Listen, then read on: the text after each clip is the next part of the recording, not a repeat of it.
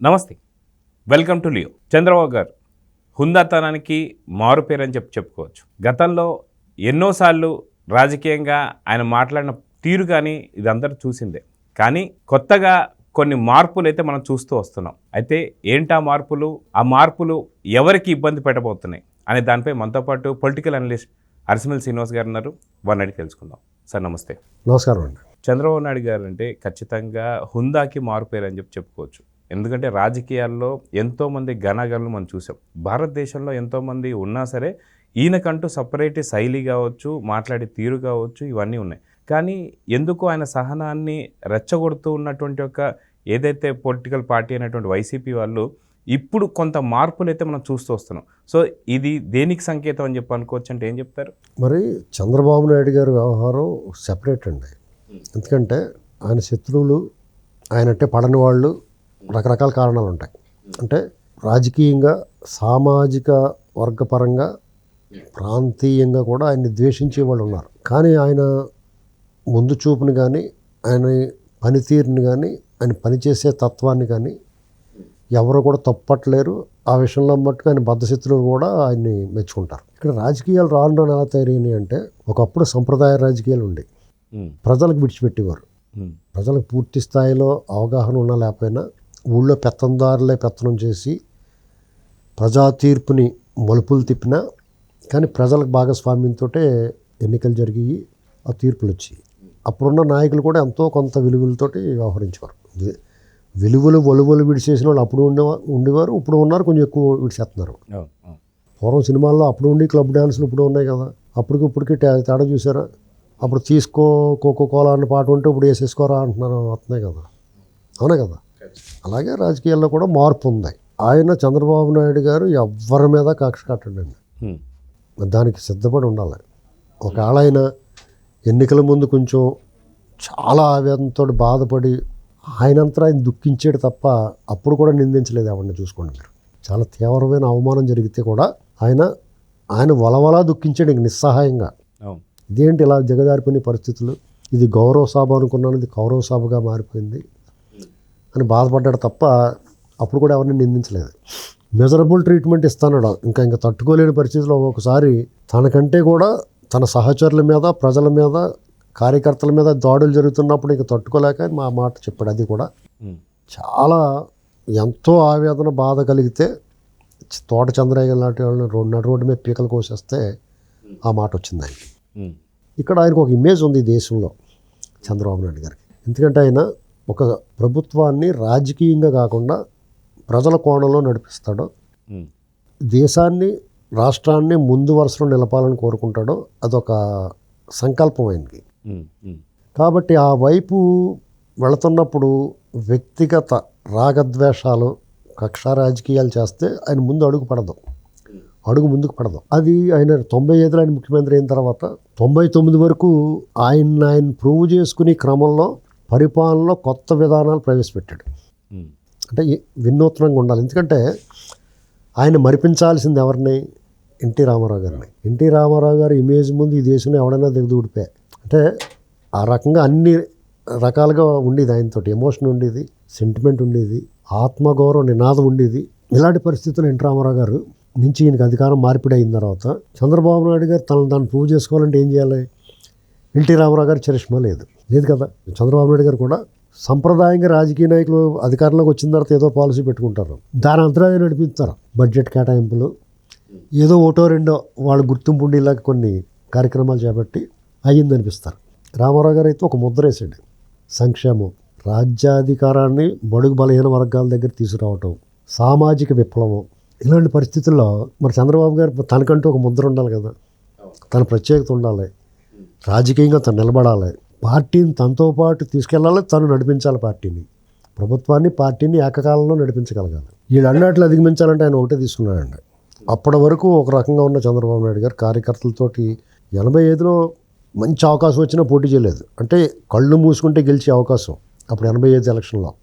కానీ ఆయన పార్టీకే పరిమితమయ్యాడు. అది మంచి డెసిషన్. అయినా పార్టీ కార్యకర్తల దగ్గర అయ్యాడు. ఆయన పార్టీని నడిపించుకున్నాడు, కార్యకర్తలను క్యాడర్ని బిల్డప్ చేశాడు. 89లో గెలిచాడని పార్టీ అధికారంలో రాలేదు. కానీ ఈయన పార్టీని, రామారావు గారు అలిగి ఒకసారి శపథం చేసి అసెంబ్లీ బాయ్కట్ చేసిన చంద్రబాబు నాయుడు గారు విజయవంతంగా నడిపించాడు, సమర్థవంతంగా నడిపించాడు. 95 ఈయన చేతికి వచ్చిన తర్వాత తనను తాను ఒకసారి మార్చుకున్నాడు. అంతకుముందు చంద్రబాబు నాయుడు గారికి ఈ చంద్రబాబు ఆయన ఒక ఫెరోషియస్ లైన్ లాగా మారిపోయాడు. అంగుళు మందాన దుమ్ము పేరుకుపోయిన ఫైళ్ళని దుమ్ము దులిపించేవాడు ఆయన. ఫైల్ క్లియరెన్స్ కానీ, పచ్చదనం, పరిశుభ్రం, నీరు, మీరు ఇలాంటివి అనమాట. ఈ సేవా కేంద్రాల్లో, రైతు బజార్లు, అసలు ఈ వినూత్నంగా పనిచేసే ముఖ్యమంత్రి ఇతను అంటే మొట్టమొదటిసారికి ఒక నినాదం వచ్చిందండి. పనిచేసే ముఖ్యమంత్రి నినాదంతో గెలిచాడు ఆయన. అంటే అప్పుడు ఆయనకి ఏమనిపించినట్టు డెఫినెట్గా పనిచేసే ముఖ్యమంత్రిగా, దార్శనికుడిగా, ఒక ఇన్నోవేటివ్గా విజన్తో పనిచేస్తే ప్రజలు ఆదరిస్తారనేటువంటి నమ్మకం స్ట్రాంగ్గా వచ్చేసింది ఆయన. 99 ఎలక్షన్ల నుంచి ఆయన ఒక ప్రయోగం చేశాడు, తటస్థుల ప్రయోగం.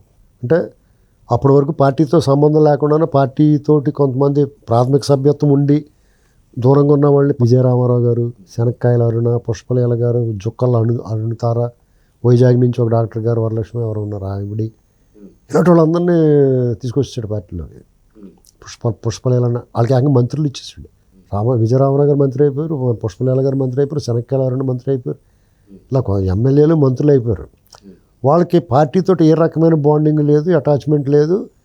వాళ్ళు అలాగే వెళ్తున్నప్పుడు కిల్ల కేకేసి డబ్బులు మూట అట్టు పొమ్మంటే ఎలా ఉంటుంది, అలాగ అయిపోయింది వాళ్ళకి. అది ప్రయోగం సక్సెస్ అయిపోయింది, విపరీతంగా మంచి పేరు వచ్చేసింది. చంద్రబాబు గారు తటస్థులు ప్రయోగం చేసాడు అంటే ఒక మంచి ఇది వచ్చేసింది. పార్టీ కూడా విజయం సాధించింది అప్పుడు ఎన్డీఏ కూటమిగా. ఇప్పుడు అధికారులు ఎలాగ ఉన్నారో గ్యాంగ్ అప్పుడు ఉండేది. రాజశేఖర రెడ్డికి అనుకూలంగా పనిచేసి గ్యాంగ్, చంద్రబాబు గారికి వ్యతిరేకంగా పనిచేసిన గ్యాంగ్ ఉండేది అప్పుడు. వాళ్ళందరూ కూడా రాజశేఖర రెడ్డి గారు అప్పుడు కాంగ్రెస్ పార్టీకి గెలిస్తే ఆయన ముఖ్యమంత్రి అవుతాడని ఉండేది. అప్పుడు ఆయన ఆధ్వర్యంలో ఎన్నికలు జరిగినాయి. ఆయన పిసిసి జనార్దన్ రెడ్డి గారు అయినా రాజశేఖర రెడ్డి గారే ముఖ్యమంత్రి అవుతాడేమో అనుకునేవారు. పార్టీ అధికారంలోకి వచ్చేస్తుంది కాంగ్రెస్ పార్టీ అని చాలామంది పుష్పగచ్చాలు, స్వీట్ బాక్సులు పట్టుకుని రాజశేఖర రెడ్డి గారి దగ్గరికి వెళ్ళారు చాలామంది. అప్పుడే రాజశేఖర రెడ్డి గారు ఉచిత విద్యుత్ అప్పుడే ప్రకటించాడు. 2004 అప్పుడు కాదండి ఉచిత విద్యుత్ చెప్తా. కాంగ్రెస్ పార్టీ 99లోనే ఉచిత విద్యుత్ ఇస్తా ఉన్నారు. ఓకే. రామారావు గారి నుంచి పదవి మార్పిడి జరిగిందన్న అపవాదు, అపనింద ఉన్న అప్పటి వరకు తోడుగా ఉన్న హరికృష్ణ గారు, దగ్గుబాటి వెంకటేశ్వరరావు గారు, మోహన్ బాబు లాంటి వాళ్ళు వీళ్ళందరూ కూడా దూరం జరిగినా చంద్రబాబు నాయుడు గారు దాంట్లో ఎదురీది గెలిచాడు ఆ ఎన్నికలు. అత్యంత చాకచక్యంగా 4 సంవత్సరాలు చిల్లర 4.5 సంవత్సరాలు ఆయన పరిపాలనలో 2 గవర్నమెంట్లు, కేంద్ర ప్రభుత్వాలు, ఈయన రింగ్ మాస్టర్గా ఉన్నాడు అక్కడ. గుజరాల్ గారు ప్రైమ్ మినిస్టర్ అయినా, దేవాగౌడ గారు ప్రైమ్ మినిస్టర్ అయినా, అసలు ఈయన చక్రం తిప్పడం అంటే అదే గిరగర తిప్పేసాడు ఆయన చక్రం. ఎన్నికలైన ఈయన ముఖ్యమంత్రి అయిన తర్వాత ఈ అధికారులు అందరూ వస్తారు కదా ఆయన దగ్గరికి. వచ్చినప్పుడు కొంచెం మొహమాట పడుతున్నారు. ఎందుకంటే అంత ముందు రోజు రాజశేఖర రెడ్డి దగ్గరికి వెళ్ళి స్వీట్ బాక్స్లో అయి పట్టుకెళ్ళి కట్ చేస్తే బొమ్మ మారిపోయింది, బొమ్మ బొరుసు అయిపోయింది అక్కడ. ఈయన గెలిచేసాడు. మరి ఈయన ముఖ్యమంత్రి గారి దగ్గరికి వెళ్ళాలి కదా, డీజీపీ, చీఫ్ సెక్రటరీ, ఈ బ్యాచ్ ఐఏఎస్లో సెక్రటరీలు వాళ్ళు వీళ్ళు అందరూ ఉన్నాయి, ఐఏఎస్లో ఐపీఎస్లో కొంచెం బిడిగి పడుతున్నారు. అప్పుడు ఏమన్నాడంటే ఆయన, రాజకీయాలు ఎన్నికల వరకే, మనం అందరూ కలిసి పనిచేద్దాం రాష్ట్ర అభివృద్ధి కోసం అన్నాడు. అది చాలా గొప్ప మాట. ఒక స్టేట్స్మెన్, రాజనీతిజ్ఞుడు, ఒక ఋషి మాత్రమే ఆ మాట మాట్లాడుతున్నారు. రాగద్వేషాలకు అతీతంగా, దూషణ భూషణ తిరస్కారాలకు అతీతంగా. దాన్ని దుర్వినియోగం చేసుకుంటే అది వేరే కాదు. కానీ మొన్న 2024 ఎన్నికలు అయిన తర్వాత వాళ్ళ ముఖం కూడా చూడలేదు కొంతమంది. జగన్మోహన్ రెడ్డి జమానాలో ప్రజల్ని వేధించి ఏపుడేసుకు తిన్న వాళ్ళు ముఖం కూడా చూడలేదు. గుర్తుపెట్టుకోండి. మారటం అంటే అదే. మనం ఏమంటున్నాం, చంద్రబాబు గారు వీళ్ళు ఇప్పుడు ప్రభుత్వంలో వాళ్ళందరికీ పెద్ద పెట్టేస్తున్నారు అంటున్నాం. ఎందుకు వేయాల్సి వచ్చింది అనేటువంటిది ఒక ధర్మ సంకటం, ఒక చిదంబర రహస్యం. అది దాని గురించి మళ్ళీ మాట్లాడచ్చు. మార్పు అనేటువంటిది 99లో ఆయన ఎన్నికైనప్పుడు తిరిగి రెండోసారి ముఖ్యమంత్రి అయినప్పటికీ ఎప్పటికీ చాలా మార్పు వచ్చింది కదా. అయితే 99 తర్వాత ఆయన కేవలం రాష్ట్ర అభివృద్ధి మీద దృష్టి పెట్టాడు. ఇప్పుడు యువతకి ఉపాధి కల్పించాలనుకున్నాడు. అప్పటి వరకు కూడా ఫైల్స్ సంఖ్యలో పెట్టుకుని ఉద్యోగుల కోసం తిరిగారు జనం. అప్పుడు సినిమాలు చూడండి, 80 దశకంలో వచ్చిన సినిమాలు చూడండి మీరు. 80, 89, 99 ఈ 10 ఏళ్ల మధ్యలో మార్పులు వస్తూ వచ్చినాయి. ప్రపంచీకరణ జరిగింది. ఆ గ్లోబలైజేషన్ వల్ల కొద్దిగా మార్పులు వచ్చి జనాలకు కొంచెం ఉపాధి దొరుకుతూ వచ్చింది. అప్పుడు అయినా వేగవంతం కాలేదు.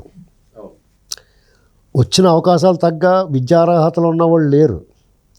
చంద్రబాబు నాయుడు గారు ఇంజనీరింగ్ కాలేజీలు ఆ కాలేజీలు ఇవన్నీ పెంచాడు. మళ్ళీ లేకపోతే కర్ణాటక పోయో లేకపోతే ఇంకో చోట పోయి చదువుకునేవారు మనవాళ్ళు.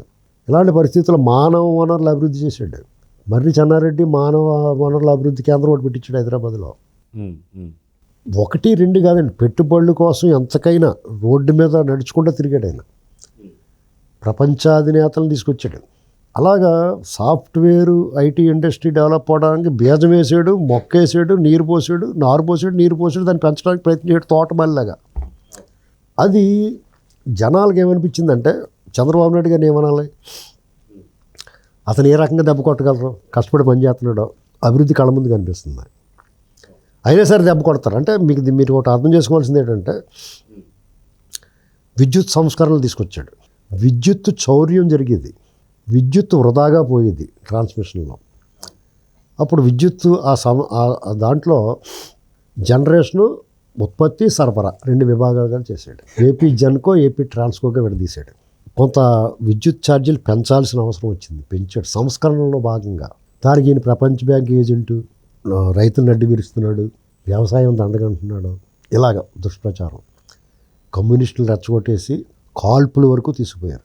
రాజశేఖర రెడ్డి వాళ్ళకి ఒక గ్యాంగ్ ఉంటుంది. వాళ్ళు ఎవరైనా చంపాలనుకున్నారనుకోండి, వాళ్ళని చంపేసి నక్సలైట్ల మీద తోసేస్తారు. మీకు చాలా జరిగినాయి అలాగ. అన్నీ వాళ్ళు చేసిన నచ్చలే. లేదా నక్సలైట్లు రాజశేఖర రెడ్డికి ఉపయోగపడలేక ఎంత సహకరిస్తారండి. చంద్రబాబు నాయుడు గారు క్లెమోర్ మైన్లు దాడి జరిగిందంటే అందులో ఉన్న గంగిరెడ్డి ఎవరి మనిషి? నిజంగా రాజశేఖర రెడ్డి చాలా మంచోడు, రాజశేఖర రెడ్డికి ఉపయోగపడేలా చేశారంటే మరి వాళ్ళందరినీ చర్చలకు పిలిచి ఎలా చంపించేసేట్టు చూసారా? ఇవన్నీ మనం ఆలోచించనివ్వరు కొంతమంది మేధావులు. మన బుర్రలోకి అది రానివ్వకుండా వాళ్ళు ఒక వాదనని మనమే రుద్దేస్తారు. 2004 తర్వాత రాజశేఖర రెడ్డి టీడీపీ క్యాడర్ని ఎంపిక చేసిన వాళ్ళందరినీ లేపేశాడు, పరిటాల రవీంద్ర గారితో సహా. తర్వాత నా కోపం నరం దిగిపోయింది, చాలా మంచోడు అన్నాడు. అంటే పని చేసి పూర్తి చేసేసి అన్ని అవమానాలు ఎదుర్కొన్నాడు. ఉద్యమం వచ్చింది, టీఆర్ఎస్ ప్రభావం ఉంది. చిరంజీవి గారి పార్టీ పెట్టి 2009 వచ్చేటప్పటికి రాష్ట్రం అంతా గజిబిజి అయిపోయింది రాజకీయం. చంద్రబాబు నాయుడు గారి సేవల్ని ఆయన చేసిన దాన్ని గుర్తుంచుకున్న వాళ్ళు ఉన్నారు అప్పటికి. ఇంకా మీరంతా పిల్లలు, మీకు తెలియదు 95 నుంచి 99 వరకు ఏం జరిగింది, 99 నుంచి 2004 వరకు చంద్రబాబు నాయుడు గారి కంట్రిబ్యూషన్ ఏంటి రాష్ట్రానికి అనేటువంటి ఉమ్మడి రాష్ట్రానికి మీకు తెలియదు. 2009 వచ్చినప్పుడు చిరంజీవి గారి పార్టీ, తర్వాత జయప్రకాష్ నారాయణ గారి పార్టీ చంద్రబాబు నాయుడు గారిని ఓడించడానికి రాజశేఖర రెడ్డి చేయని ప్రయత్నం లేదు. అయినా బొటాబొటీగా లెగ్గాడు. చంద్రబాబు నాయుడు గారిని కీలకమైన సమయంలో ఆయన నమ్ముకున్న వాళ్ళందరూ దూరం అయిపోయారు. చిరంజీవి గారి పార్టీలోకి వెళ్ళిపోయారు. కాంగ్రెస్లోకి వెళ్ళి ఉంటే వేరేగా ఉండేది, కానీ చిరంజీవి గారి పార్టీలోకి వెళ్ళి ఈ పార్టీని దెబ్బతీశారు చాలామంది. గ్యారంటీగా టీడీపీలో ఉంటే గెలిచి వాళ్ళందరూ కూడా ప్రజారాజ్యంలోకి వెళ్ళి అడ్రస్ లేకుండా పోయారు. అటు ఆయన చెడిపోయి ఈయన చెడిపోయారు. ఇంకా 2014 నుంచి ఆ ఉద్యమం, 2010 నుంచి ఆ ఉద్యమం, రాజశేఖర రెడ్డి చనిపోవటం, ఇంకోటి తయారయ్యాడు జగన్మోహన్ రెడ్డి. వీధికి దిష్టి బొమ్మలు పెట్టడం, ఓదార్పు యాత్ర అనటం, ఇవన్నీ. అసలు రాష్ట్రం ఏమైపోతున్నారు, ప్రజలేటి, అభివృద్ధి ఏంటి, ఆరోగ్యశ్రీలన్నీ అవన్నీ కార్పొరేట్ హాస్పిటల్ దోసిపెట్టేస్తే కూడా ఫీజు రియంబర్స్మెంట్ ఇలాగని పెట్టి అంతా ప్రైవేట్ వాళ్ళకి ఉపయోగపడేది ఇలాగనే. ఆ డబ్బు మీరు ప్రభుత్వ హాస్పిటల్కి వచ్చి పెట్టి అధునాతనమైన పరికరాలు అక్కడికి సమకూర్చి ఒక బిల్డింగ్ ఉంది, వీళ్ళు వేల 100 ఎకరాలు దబ్బెట్టేసారు లేపాక్షి గాటికి. ఏం ప్రభుత్వ హాస్పిటల్కి ఇప్పుడు ఒక నగరం ఉందండి, ఒకటి ఉన్న హాస్పిటల్ ఉన్న చోట 4 పెట్టలేరా? వాళ్ళకి దోపెట్టి బదులు పరికరాలు సమకూర్చలేరా? కాంట్రాక్టర్లకి మొబిలైజేషన్ అడ్వాన్స్లు ఇచ్చేసి మొత్తం దోచు తినేంట్రా బాబు అని బదులు ప్రభుత్వ పాఠశాలలో, కాలేజీలు ప్రభుత్వం ఏం పెంచలేరా? విద్యా సంస్థలని ఎంప్లాయ్మెంట్ కూడా ఇవ్వచ్చు కదా, అవి చేయరు. ఈయన కూడా ఆధారంలో నడవాల్సి వచ్చింది. 14 నుంచి 19 వరకు ఆయన ఏం చేసాడో మనం కళ్ళ ముందు చూసాం, మీరు కూడా చూసారు పిల్లలు. ఆయన ఏం తప్పు చేయడని ఓడిచ్చారండి. 2014 నుంచి 19 వరకు ఆయన ఏం తప్పు చేశాడు? రాష్ట్రము, జలము, జనము, అభివృద్ధి, ఉపాధి, భవిష్యత్తు, భరోసా, ఇదే కదా ప్రత్యేక హోదా. ఆ క్రమంలో కేంద్రంలో ఉన్న వాళ్ళతో శత్రుత్వం, వాళ్ళకేమో దొంగల మీద ప్రేమ, బందిపోటు దొంగలు కాపాడారు, మంచో చెడో కాపాడేశారు వాళ్ళు. 19లో జగన్మోహన్ రెడ్డి వచ్చాడు ఒక ఛాన్స్ అని. ఇక 19 నుంచి 24కి ఇక అరాచకానికి పరాకాష్ఠకి వెళ్ళారు. ఆ క్రమంలో ఆయన కూడా ఆవేశపడ్డాడు. లోకేష్ గారు పాదయాత్ర చేసాడు, ఒక హీరో ఇమేజ్ వచ్చింది, భవిష్యత్తు నాయకుడిగా మారాడు. 2024లో ఎలాంటి ఫలితం వచ్చిందో చూసాం కదా. పవన్ కళ్యాణ్ గారు వీళ్ళందరూ కలిసి సహజంగానే కార్యకర్తలందరూ కూడా ఎన్నాళ్ళు ఒగ్గబెట్టుకుని ఉన్నవాళ్ళు 19 నుంచి 24 వరకు పడ్డ బాధల విషయంలో కార్యకర్తలందరూ కూడా వీళ్ళు తోలు తీయాలని కోరుకున్నారు. అధికారులు అడ్డగోలుగా వ్యవహరించారో, అవినీతికి సహకరించారో జగన్మోహన్ రెడ్డికి, అతను చేసిన దోపిడీకి నివ్వెరపోయారు అందరూ. వాళ్ళకి శిక్ష ఉండాలని కోరుకున్నారు. మరి చంద్రబాబు నాయుడు గారు అధికారంలోకి వచ్చిన తర్వాత అది ఖచ్చితంగా ఎక్స్పెక్ట్ చేస్తారు. మరి పరిపాలన లోటేమో ఉందా? బ్రహ్మాండంగా ఉంది. వాడు 5 ఏళ్ల పాటు 1000 రూపాయలు పెంచడానికి ముక్కి మూలిగడు మలబద్ధకం ఉన్న వాళ్ళగానే ముక్కుతారు చూడండి, అలా పట్టింది. 5 ఏళ్ళు పట్టింది. ఒక్క కలంపోటుతోటి 3000 నుంచి 4000 చేసాడు. 3 నెలల పెన్షన్ 7000 ఇచ్చాడా? 1వ తారీఖు సెలవు అంటే 31వ తారీఖు ఇచ్చేస్తున్నారా? ఒకరోజు ముందే ఇచ్చేస్తున్నారు కదా. అన్న క్యాంటీన్లు పేదవాడు కడుపు మీద దండేసాడు అతను. అన్న క్యాంటీన్లు ఓపెన్ చేస్తారా? 3 సిలిండర్లు ఇచ్చేసారు. సిగ్గు లేకుండా వాళ్ళు 3 సిలిండర్లు ఒకేసారి ఇచ్చామంటారు. ఏం అడగాలో కూడా తెలుస్తలేదు వాళ్ళకి, వైసీపీ వాళ్ళకి. ఏం లోటు చేస్తున్నాడు ఆయన? పోలవరం అతను ఎందుకు పరిగ్రహణ చేసిపోయాడు. 70% పూర్తి అయితే మళ్ళీ మొదటికి తీసుకొచ్చి పెట్టాడు అని ఏమంటలేదు ఎవడన్నా. ప్రభుత్వ ఉద్యోగులు అయితే 1వ తారీఖు వస్తుందంటే అమ్మో 1వ తారీఖు అనుకునేవారు సినిమా పేరులాగానే. ఇప్పుడు అమ్మాయి 1వ తారీఖు వచ్చేస్తున్నాయి డబ్బులు. అసలు అతను ఏం చేయడు జగన్మోహన్ రెడ్డి? జీతాలు ఎత్తే చాలరా బాబు మాకు ఏం అక్కలేదు అనుకునే పరిస్థితి తీసుకొచ్చి పెట్టాడు. ఉపాధ్యాయుల చేత వైన్ షాపులు కాడ కాపలా పెట్టించాడు. ఎవరైనా ప్రభుత్వ ఉద్యోగం నోరెత్తే మొహమే గుద్దేసేవారు వాళ్ళు 100 రూపాయలు తినేసి వీళ్ళకి రూపాయి పడేసేవారు. అన్ని అక్రమాలు తప్పులు చేయించేసారు వాళ్ళ చేత, అధికారుల చేత, మామూలు సాధారణ ఉద్యోగుల చేత కూడా. పోలీసులను అయితే వాళ్ళు సొంత మనుషుల్లాగా సైన్యంలో వాడుకున్నారు. అవును. జగన్మోహన్ రెడ్డి అధికారంలో ఉన్నప్పుడు పనిచేసిన అధికారులు 90% వెళ్ళగొట్టేయాలి. ఎక్కడికి వెళ్ళగొట్టేస్తారో, ఎవరిని తెచ్చి పని చేయించుకుంటారో. ఇది చాలా ధర్మ సంకటం. మారాలన్నా కానీ మారలేని పరిస్థితులు. ఒకవేళ వాళ్ళ మీద కేసులు పెట్టాలనుకోండి, పర్ఫెక్ట్గా ఫిక్స్ చేసి కేసులు పెట్టకపోతే వాళ్ళు నవ్వుకుంటూ బయటకు వచ్చేస్తారు. ఎవరికి చెడ్డ పేరు వస్తుందండి? చంద్రబాబు నాయుడు గారికి ఒక ఇమేజ్ ఉంది, దేశవ్యాప్తంగా పేరు ప్రతిష్టలు ఉన్నాయి. ఈయన కూడా ఇలాగ చేస్తున్నాడా అని అనుకుంటారు కదా. వాళ్ళు అలర చేస్తారు ఎక్కువ. వాళ్ళకి వాకల్ అరిసి వాళ్ళు ఎక్కువ ఉన్నారు. వాళ్ళకి లోకేష్ గారైనా చంద్రబాబు నాయుడు గారైనా వాళ్ళ దృష్టి ఫస్ట్ అభివృద్ధి మీద, వాళ్ళు ఇచ్చిన హామీలు నెరవేర్చడం మీద పెట్టారు. అలాగనే ఎవరిని వదిలేదు కదా. సోషల్ సైకోల్ని, డిజిటల్ డెవిల్స్ని వాళ్ళు పని పడుతున్నారు కదా. బెయిల్ కూడా రాకుండా లోపల ఉండిపోయారు కదా వాళ్ళు. కాబట్టి మీరు అడిగిన విధంగా చంద్రబాబు నాయుడు గారు ఈ మంత్రివర్గ సమావేశంలో అని చెప్పాడు, నేను కక్ష రాజకీయాలు చెయ్యను అలాగని చెప్పేసి తోకజాడితే ఊరుకోను. ఈ క్రమంలో 3 పార్టీల కూటమిలో నాకు నచ్చిన నీకు నచ్చకపోవచ్చు, నీ శత్రువు నా శత్రువు కాకపోవచ్చు. మన ఇద్దరి మధ్య వ్యత్యాసం ఉంటుంది. కొంతమంది పార్టీ మారుతూ ఉంటారు. ఎవడో ఒకటి పట్టుకుని వెళ్ళి మా తప్పు అయిపోయిందని అంటారు. అప్పటికి వాళ్ళకి నొప్పి ఉండదు, వాళ్ళని ఏమనలేదు కాబట్టి. కానీ వాళ్ళు చేసిన అరాచకాలకి బలైన వాళ్ళకి నొప్పి వస్తుంది. ఇలాంటివి సహజంగానే జరుగుతాయి. దాన్ని సరిచేయాల్సిన బాధ్యత ఈ కూటమి పెద్దల మీద ఉంది. కొంతమంది అధికారులు ఉంటారు. ఆ అధికారులని వాళ్ళు కావాలని పెట్టుకోరు, వాళ్ళ అనివార్య పరిస్థితులు ఉంటాయి.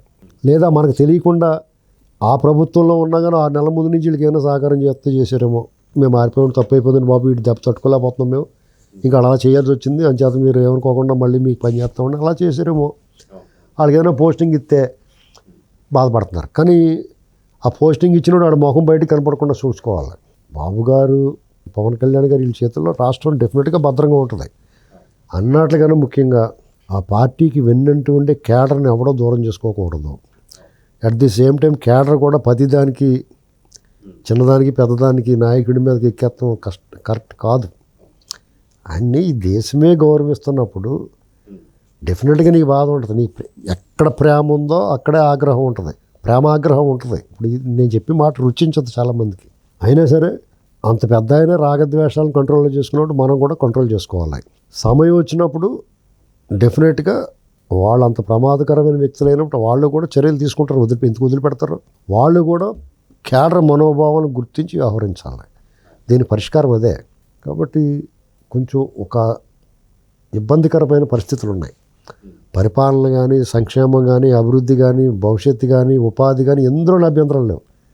కేవలం వాళ్ళ అరాచకాలకి బలైన వాళ్ళు, వాళ్ళ అరాచకాలను చూసి తట్టుకోలేని వాళ్ళు, ఆవేదన చెందిన వాళ్ళు, ఆక్రోశం చెందిన వాళ్ళు, వాళ్ళ ఆగ్రహావేశాలు ఇంకా చల్లారలేదు. వాళ్ళు ఘోరంగా ఓడించినా కానీ దాన్ని చల్లార్చే పని మీద ఉండాలి.